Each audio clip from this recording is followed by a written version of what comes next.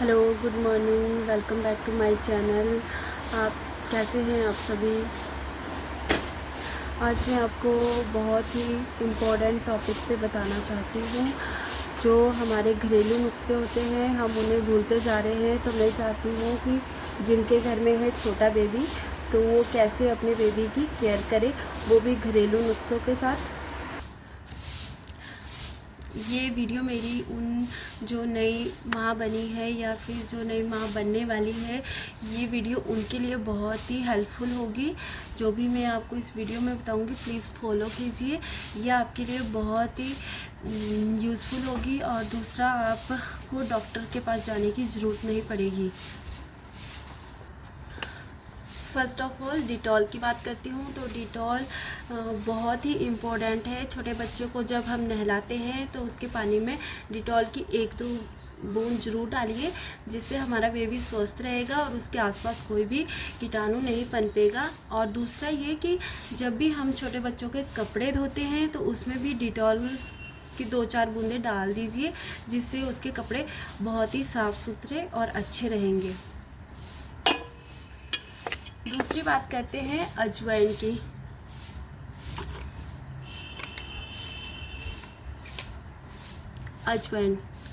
अजवाइन बहुत ही अच्छी होती है और बहुत हेल्प करती है छोटे बेबी के लिए।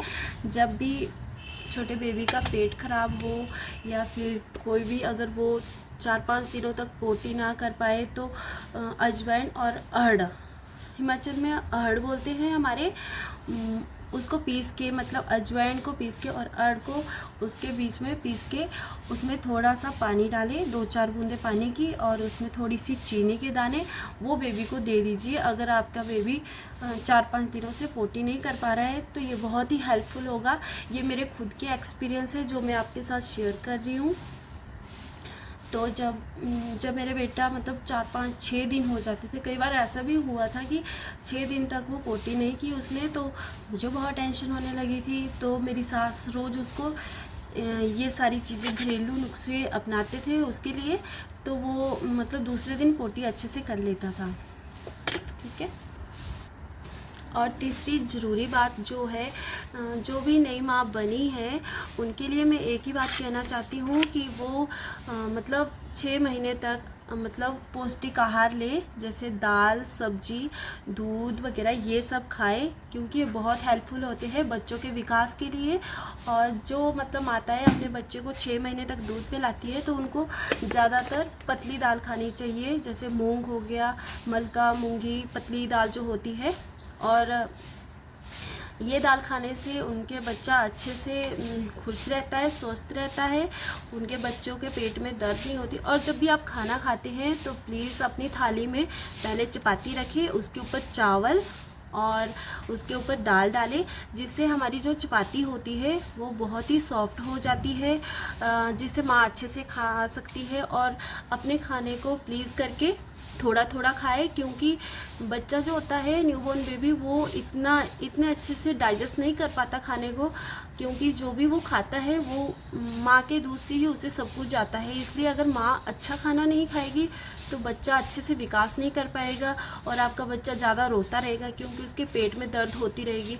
इसलिए नई माँ के लिए यही ज़रूरी है कि वो खाने को मतलब 4 भागों में खाए। जैसे सुबह वह 1-2 चपाती नाश्ते में खा ली, फिर लंच में खा सकती है 2-3 चपाती, फिर शाम के टाइम भी खा सकते हैं वो, फिर रात को। मतलब खाना थोड़ी क्वांटिटी में लीजिए ताकि आपका बच्चा अच्छे से डाइजेस्ट कर पाए। और एक बहुत ही ज़रूरी बात, क्योंकि मैं जब मेरे डिलीवरी के बाद मेरा बड़ा मन करता था कि बिस्किट के मतलब सॉरी दूध के साथ बिस्किट या फिर रस खाऊं या ब्रेड खाऊं, बहुत मन करता था, कई बार खा भी देती थी, जिस वजह से मेरा बेटा मतलब बहुत उसके पेट में वो डाइजेस्ट नहीं हो पाती थी। बिस्किट तो बिल्कुल भी नहीं खाना चाहिए, रस भी नहीं खाना चाहिए और ब्रेड भी नहीं।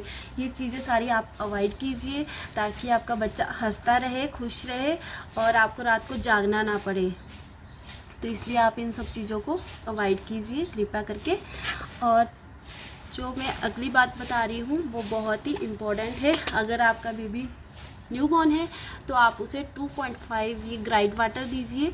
इससे पेट की जितनी भी दिक्कतें होती है सारी ख़त्म हो जाती है।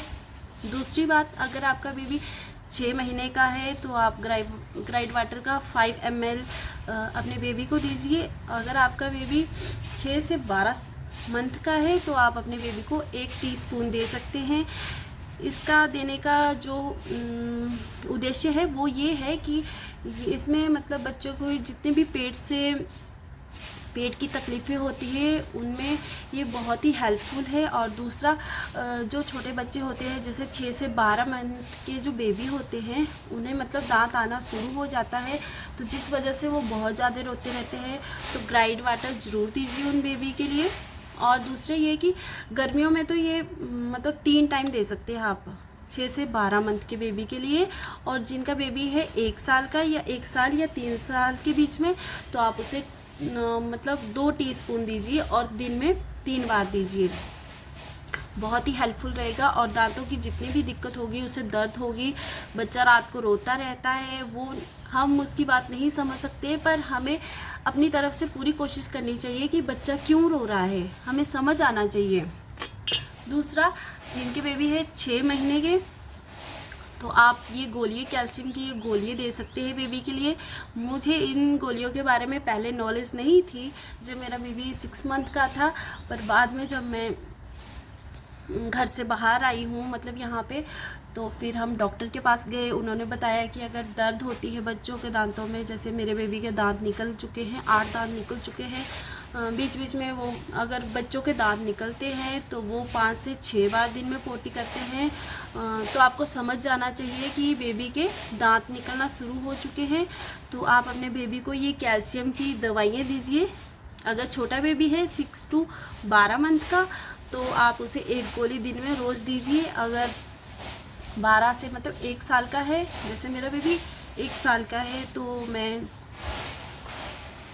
अपने बेबी को 2 गोली रोज़ देती हूँ, जिससे मेरा बेबी खुश रहता है और दांत की दिक्कतों से दूर रहता है।